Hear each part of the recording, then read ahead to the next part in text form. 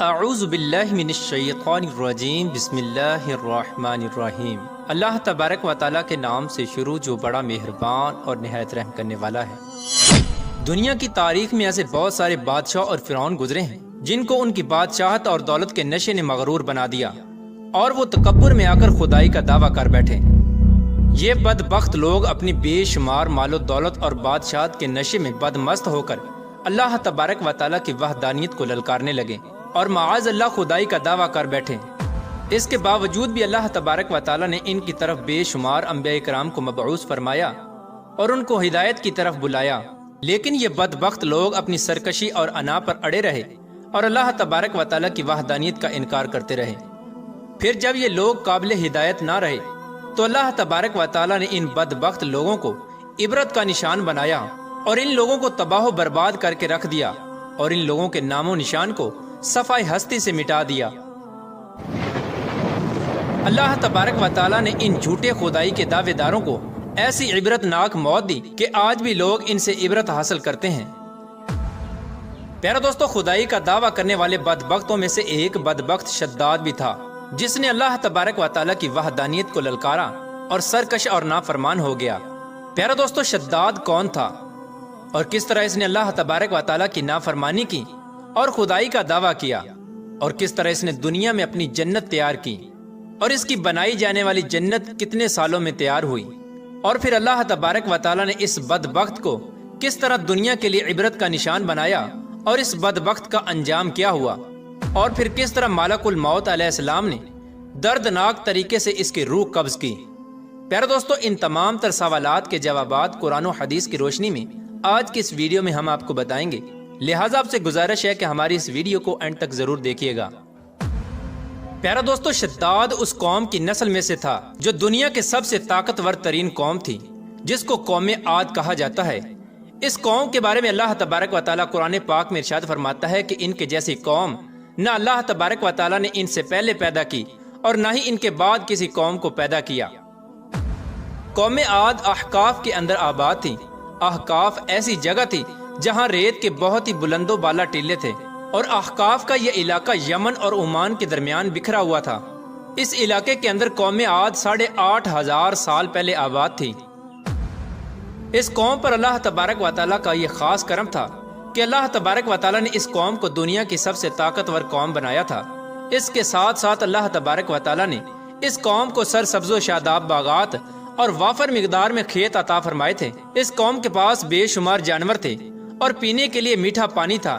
اس کے علاوہ بھی اللہ تبارک و تعالیٰ نے اس قوم کو بے شمار نعمتوں سے نوازا تھا۔ چنانچہ اس قدر مال و دولت اور نعمتوں کی فراوانی کی وجہ سے یہ قوم بھٹک گئی اور اللہ تبارک و تعالیٰ کی نافرمان قوم ہو گئی اور یہ باغی ہو گئے۔ ان کی ہدایت کے لیے اللہ تبارک و تعالیٰ نے حضرت ہود علیہ السلام کو ان کی طرف مبعوث فرمایا۔ حضرت ہود علیہ السلام اس قوم کو اللہ تبارک و تعالیٰ کے حکم سے تبلیغ کرنے لگے اور اللہ تبارک و تعالیٰ کی وحدانیت کی طرف بلانے لگے، لیکن یہ قوم اپنے کفر و شرک سے باز نہ آئی اور حضرت ہود علیہ السلام کا مذاق اڑانے لگی۔ شداد جو کہ اسی قوم کی نسل میں سے تھا، وہ اس قوم کا بادشاہ تھا اور یہ 2 بھائی تھے۔ روایات میں آتا ہے کہ ایک کا نام شداد تھا اور ایک کا نام شدید تھا۔ شدید پہلے بادشاہ بنا اور وہ فوت ہو گیا۔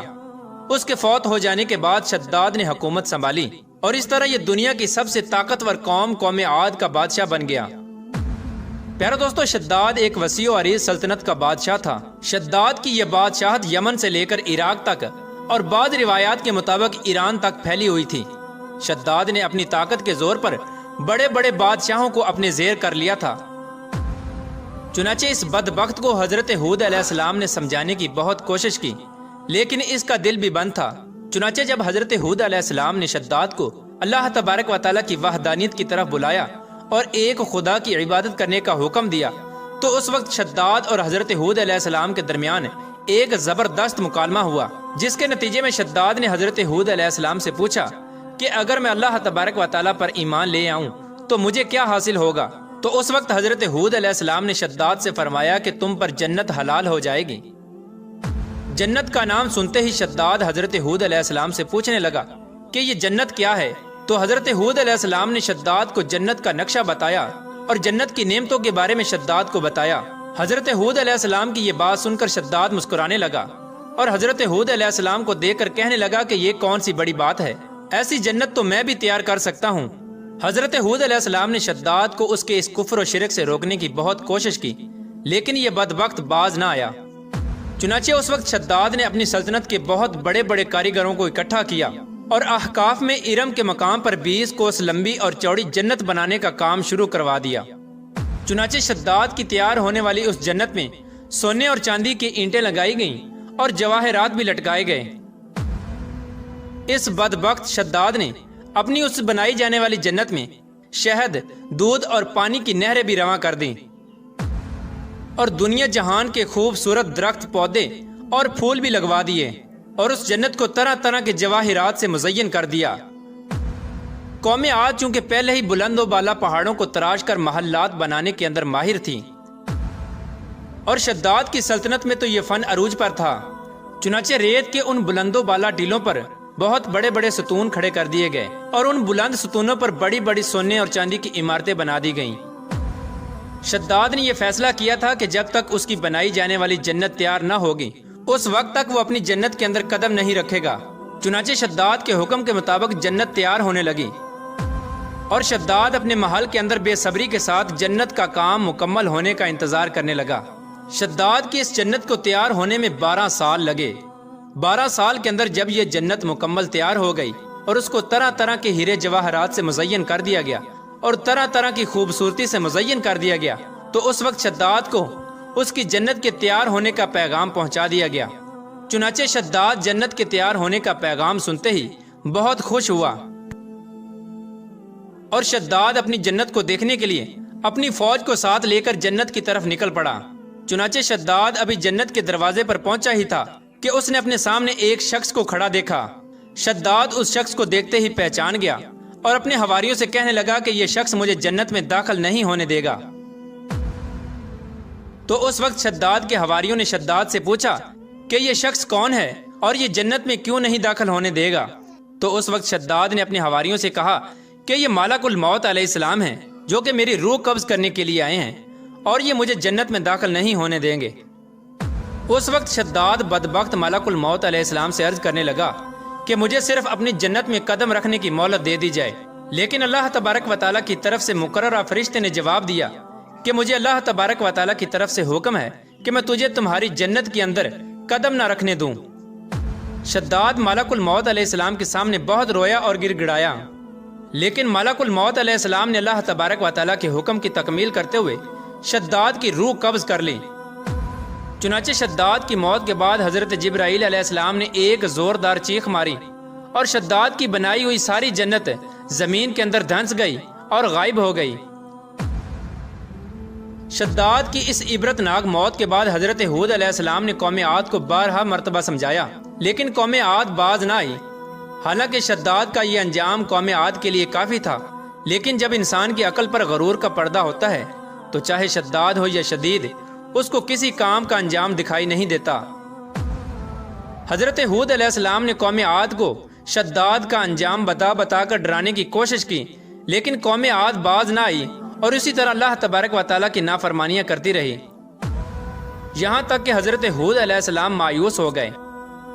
اس وقت جب قوم عاد قابل ہدایت نہ رہی تو اللہ تبارک و تعالیٰ نے حضرت ہود علیہ السلام کو حکم دیا کہ وہ اپنے ساتھیوں کو لے کر اس علاقے سے چلے جائیں۔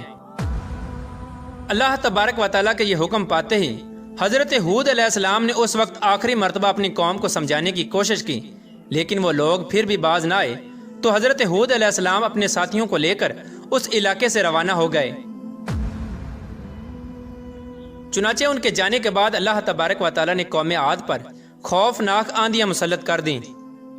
اللہ تبارک و تعالیٰ کی طرف سے آنے والی وہ خوفناک آندیاں اور طوفان 7 راتیں اور 8 دن تک چلتی رہیں، یہاں تک کہ وہ پوری قوم اپنے بلند ستونوں اور سونے اور چاندی کی عمارتوں سمیت زمین کے اندر دنسا دیے گئے اور غرق کر دیے گئے۔ اور اللہ تبارک و تعالیٰ نے اس قوم پر اس قدر دردناک عذاب نازل فرمایا کہ اس قوم کا نام و نشان تک نہ رہا۔ جس وادی کے اندر بڑے بڑے بلند و بالا محلات تھے، وہ تمام کی تمام وادی ایک ریت کے صحرا کے اندر تبدیل ہو گئی۔ قوم عاد کے اس علاقے کو اللہ تبارک و تعالیٰ نے اس طرح زمین کے اندر غرق کر دیا کہ وہاں پر صرف اور صرف ریت کے ٹیلے باقی بچے اور کسی بھی چیز کا نام و نشان نہ بچا۔